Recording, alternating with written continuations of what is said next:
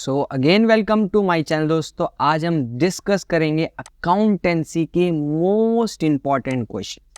अगर आप दोस्तों पास होना चाह रहे हो और चाह रहे हो आपको वो टॉपिक्स मैं बता दूं chapter wise without any delay, जो कि आपको प्रॉपर आपको क्या करा सकते हैं दोस्त, पास करा सकते हो। उसके लिए आपको क्या करना है, ध्यान से बस इस वीडियो के जितने भी टॉपिक्स बताऊंगा स्क्रीनशॉट लेते जाना और प्रॉपर उसको कवर अप करते जाना। क्लास 11 प्रॉपर अकाउंटेंसी की बात कर रहे हैं। प्लस सैम्पल पेपर अगर चाह रहे हो, सैम्पल पेपर ऑलरेडी अपलोडेड है, आई बटन में जाके प्रॉपर कंप्लीट सॉल्यूशन आपको मिल जाए। ठीक है, तो बिना टाइम वेस्ट करके स्टार्ट करते हैं चैप्टर 1। गारंटी पास हो जाओगे इस चीज की भाई है। ठीक है, चैप्टर 1 के अंदर आपको ओनली ये 4 टॉपिक्स करने। एडवांटेज ऑफ अकाउंटिंग देख के चले जाओ, नोट्स भी आपको इसी चैनल पे मिल जाएंगे। लिमिटेशन ऑफ अकाउंटिंग देख के चले जाओ, एक डिफरेंस देख के जाओ, बुक कीपिंग वर्सेस अकाउंटिंग का बहुत प्यारा डिफरेंस है, और नोट्स वगैरह सब आपको इस चैनल पे मिल जाएंगे। अकाउंटिंग यूजर्स का एक एमसीक्यू से क्वेश्चन आ जाता है जहाँ पर आपको बोल देगा इंटरनल है एक्सटर्नल यूजर है, इसके अलावा और कोई टॉपिक आपको नहीं दे।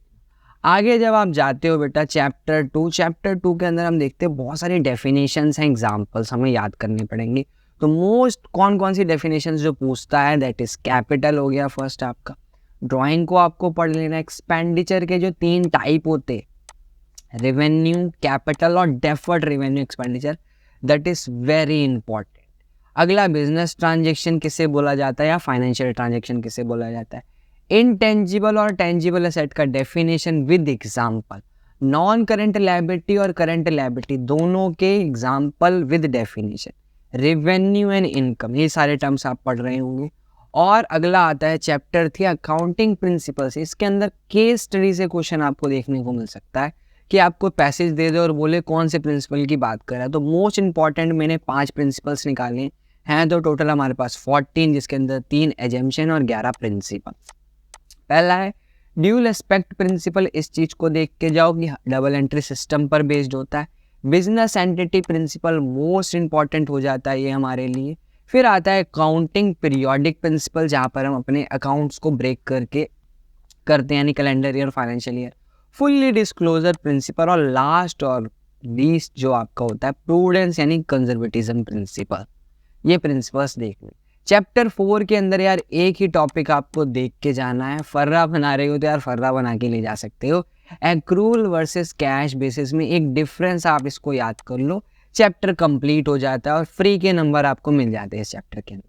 चैप्टर 5 की जब आप बात करते हो तो बहुत बड़ा चैप्टर है, बट आपको अच्छे खासे 5 मार्क का एक क्वेश्चन आएगा अकाउंटिंग इक्वेशन। बट यहाँ पर कौन कौन सी ट्रांजेक्शन मोस्ट इंपॉर्टेंट आपको पढ़ लेनी है, ध्यान देनी है, तो उनको मैं मार्क करवा देता हूँ। प्रीपेड और आउटस्टैंडिंग देख के जाओ, एक्रूल और एडवांस इनकम देख के जाओ, sold goods at a profit at a loss.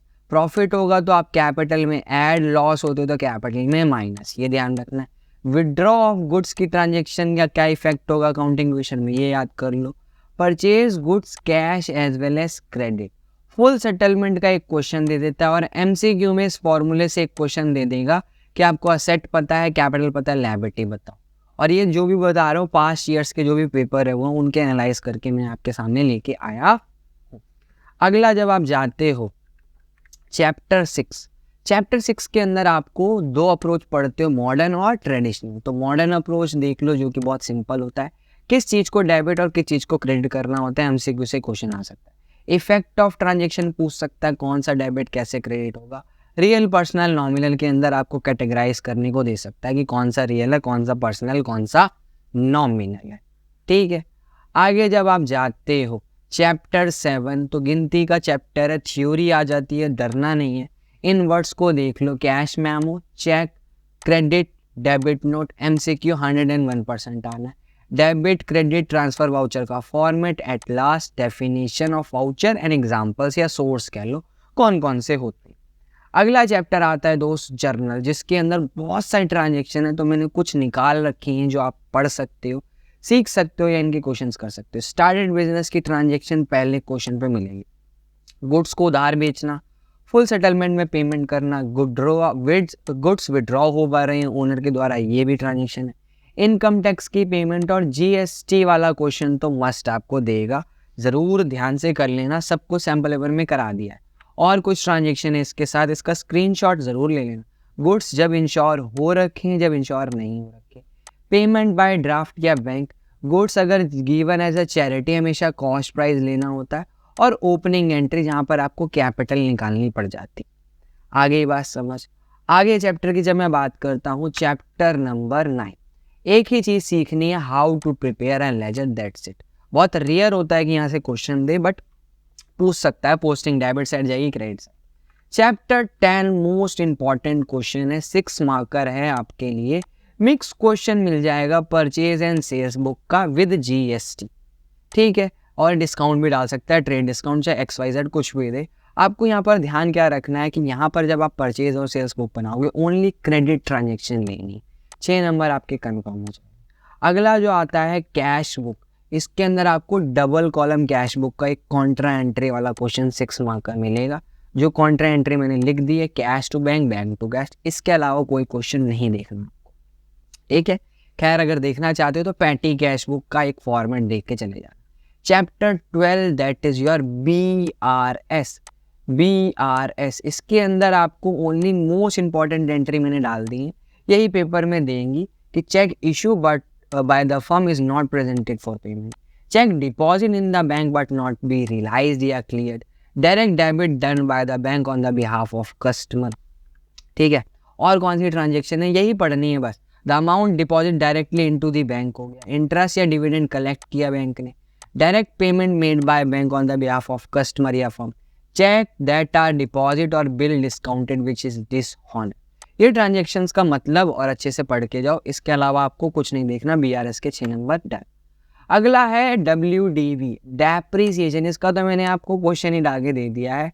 Most important question है आपकी TS ग्रेवाल का, प्रॉपर स्क्रीनशॉट ले लेंगे, इसको करके जाना है, इसको करके जाना है, करके ही जाना, ठीक है।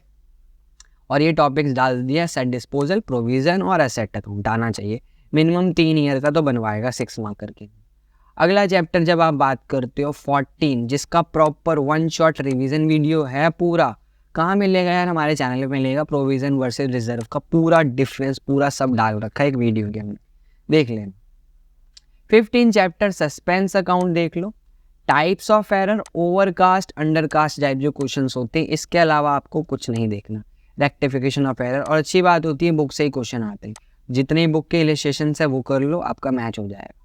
16 और 17, 16 से खैर कोई क्वेश्चन नहीं आता, बट आपको ध्यान रखना है कि 16 से अंदर आपको ओनली 3 फॉर्मेट अच्छे से आने चाहिए, trading, profit and loss, balance sheet.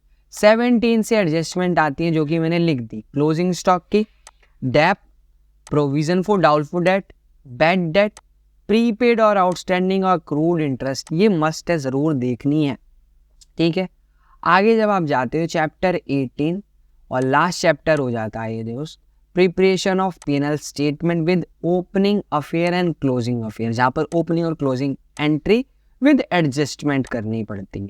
इसके अलावा दोस्तों ये प्रॉपर आपका मैंने थैंक्स कर दिया भाई, पूरा ख़त्म है। इसके अंदर अकाउंटेंसी 5 से 6 मिनट की वीडियो है ऑलमोस्ट, देख के शेयर कर दो दोस्तों के साथ और इनका स्क्रीनशॉट लेके पढ़ना स्टार्ट कर दो। चैनल पे आपको सब्सक्राइब कर दो प्रॉपर, क्योंकि वहाँ पर आपको सब सैम्पल पेपर वगैरह मिल जाए। मिलते हैं नेक्स्ट वीडियो में, तब तक के लिए बाय एंड टेक।